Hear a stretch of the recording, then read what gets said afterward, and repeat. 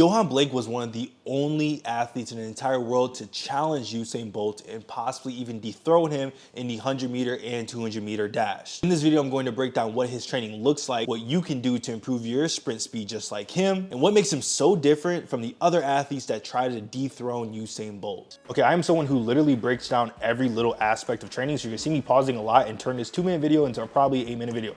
The first thing he's doing is an extensive skip. It's 8 skips, so it's simple form drills, but something that a lot of people don't know is that you actually get plyometric contacts to the ankle. So when you're getting all these contacts to the ankle, it actually improves your tendon strength and elasticity, which is really important for producing force and utilizing your stretch shortening cycle. So yeah, you can improve your form, and yeah, you can kind of improve coordination and things like that, but you actually be surprised of the contacts and how much it builds up to having a really stiff ankle and improving your elasticity. So C skip, same thing, right? It's cool to improve the coordination.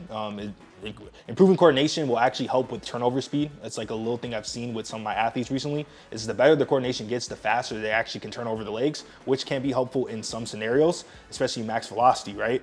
So improving coordination will help that, and then also you're getting the plyometric contacts to improve elasticity. Next one's a max effort block start. This may seem like you're just practicing technique, but something that you guys don't notice and is really important about improving your speed is actually timing everything. I wouldn't be surprised if, yes, he's improving his mechanics here, but he probably has some type of FAT right here around my mouse, where he's right the second he moves off the block, it's timing it, and then when he crosses the cone, let's say 30 meters, he's timing that, and then you slowly improve that time by 0.03, 0.04, and all of a sudden 2 to 3 months later, now you're running a whole 0.4 seconds faster, and that's a huge difference, especially in something like 100 meters. I have a Black Friday sale on all of my programs. Just Jump, Just Sprint, and Just Protect are 45% off. The Speed Academy for the first month will be $6, which is, I believe, 80% off. And then the lifetime membership, so the one-time payment for all 12 months, will be $50 off. All you need to do is go to the description and use the coupon codes I have for whatever program you want, or go to the pinned comment to check that out. If you're watching this after Black Friday or the holidays, then just use code Jamari. You should be able to get about 10 to 15% off whatever program you want. Right here is gonna open up the hips. It's a good kind of like a hip flexor burn. Another thing with like the whole plyometric contact thing, I don't wanna keep repeating it. You're getting a lot of elastic contacts to the ankle, which is really good for improving the stretch shortening cycle, but you're also improving your hip flexor strength, which some people and some coaches think is really important. For me, a little bit overrated, but I understand why that works for others, right? So some good coordination, some good hip flexor work. Now here, I love this right here. We're doing hurdle hops. It's one of the most important plyometrics for improving your vertical force production. What's cool about hurdle hops is that you're actually jumping and then decelerating and then redirecting the force. So because there's a horizontal momentum, it's actually much more transferable to sprinting, because sprinting is a momentum-based thing. So you're actually decelerating and then sprinting. So it's decelerate, force production. It's that cycle that you're going through. So it transfers a little bit more to like vertical jump, but it's really, really good for sprinting. Another little note here is that these are high hurdles, right? So the higher the hurdle, the more muscular force you can use. So if you are very elastic and let's say you struggle with acceleration, you might want to go with higher hurdles. But if you struggle with max velocity and you're not that elastic, but you're really strong, you might want to do lower hurdles to be more ankle dominant versus knee dominant. This one is, oh my God. Okay, so dumbbell jumps I love, right? You're gonna do resisted jumps. You'll do 10 to 20% of your body weight. But what he does here is he goes up the stairs to decrease impact. I don't know if he's doing this on purpose. Maybe his coach is doing it on purpose, but he's decreasing the impact by going upstairs while doing the dumbbell jumps. And then also it's a horizontal broad jump. So you're actually improving horizontal force, which is a big thing that a lot of athletes lack. They lack horizontal impulse or horizontal power, which is just pretty much how much force can you produce in a horizontal angle, which is usually like if you're slow in the first 0 to 20 meters, you're probably lacking horizontal power, and this is just a great drill to improve that, right? And then also you're going up the stairs, so it's less impact to the joints because you're not dropping down, right? It's less eccentric. This is another great drill. Makes sense why he's so fast. This is a max effort broad jump. Some might call it like a straight leg broad jump, or they might have it like Frankenstein's. There's so many different names for it, but it's just bounding. I said broad jump, I meant to say bounding, I'm sorry. Or some people might call it triple broad jump. It all depends on the person, right? But this is just a bounding drill. It might be straight leg bounding where you're producing horizontal force and then trying to stay elastic and bounce off the ground again with the momentum. But it's really hard, so the worse you are at this, the more you're gonna lean forward, and then it really just becomes a terrible exercise. But if you have really good form with this, this is a very potent exercise for improving your sprint speed, especially max velocity sprint speed. But you can change it in certain ways where it actually is more acceleration based, right? It just depends. Like you can put a band to it. You can kind of do what he's doing here where it's like more hip dominant versus ankle dominant. It just depends on how you like to do it, right? The next one is repeat broad jumps. I have this in my Speed Academy program. If you're not in the Speed Academy, it's a 12-month program that I use to take guys from 11.6 to 10.4 in the 100 meter. Hop on it. If you want to transform your speed, it's a 12-month program, but it's also a membership, so you can stop and start whenever you want. There you go, simple plug. Repeat triple broad jumps though, really, really important for improving horizontal impulse, horizontal force.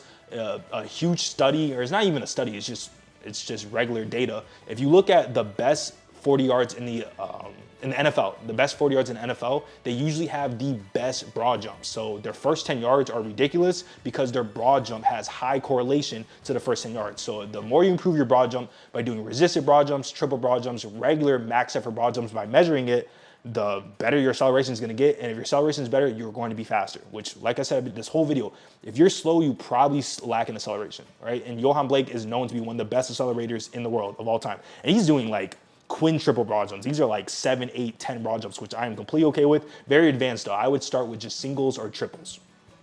This is a unique one. So this is a concentric based like hamstring curl. You could just do a hamstring machine, but this is kind of like a plyometric for the hamstring. In a sense, right? So there's maybe like a 10 to 20 pound med ball and he's just trying to throw it up as fast as possible, but it's more of like a reactive drill. So you want to relax your hamstrings and then instantly reflex it and turn it on the second you feel the med ball.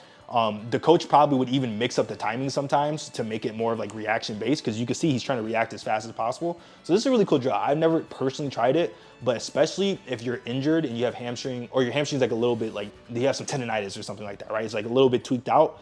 There's no eccentric loading to this. It's just isometric and concentric, right? So you're just pushing, which means you could probably do this when you're a little bit injured and kind of like get some loading to the hamstring and kind of get it used to reflexing too, right? So it's interesting. I never tried it though, so I wouldn't say do it or not do it, right? The second one's gonna be a little more plyometric based. I'll probably try to pause a little bit less because he does a lot of the same drills here.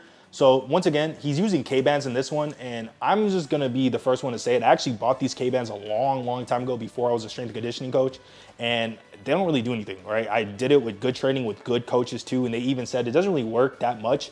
All it really does is kind of turn on your hip flexors a lot, and when you're sprinting, it's like a huge myth that you actually use your hip flexors that much. Like they are important for the strength and for range of motion, but you're actually striking down a lot more with the glute and the hamstring more than you're lifting your knee for hip flexor. So what these type of like resistant bands do is just kind of like force you to drive your hips up or drive your knees up, and that's not really like what you want to do when you sprint. You want to produce force down. You don't want to produce force up and then start overstriding. But obviously he's an Olympic sprinter, so everyone's gonna be like, oh, you don't know what you're talking about. But I promise you, I train guys who've had the same issue, and fixing it is gonna make them really fast, right? Straight leg bounding is really, really good for improving horizontal force. So you start to notice like almost every single plyometric exercise he's doing is kind of based around horizontal force. He has great vertical jump exercises where you're improving vertical force, but him being one of the best accelerators in the world, every single thing he's doing is horizontal base, which also will improve your vertical sprints, right? This is just a simple A switch. I actually like stuff like this, like A switches. I don't do a lot of technique work with my guys, but I do like stuff like this, you know, wall sprints, A sprints, because it teaches you how to actively reflex the legs, right? How to do it fast. And the better you can do that, the better you land on your center of mass, which will allow you to use your stretch shortening cycle a lot more. I'm kind of talking a lot, sorry. All right, lateral jumps into a lunge.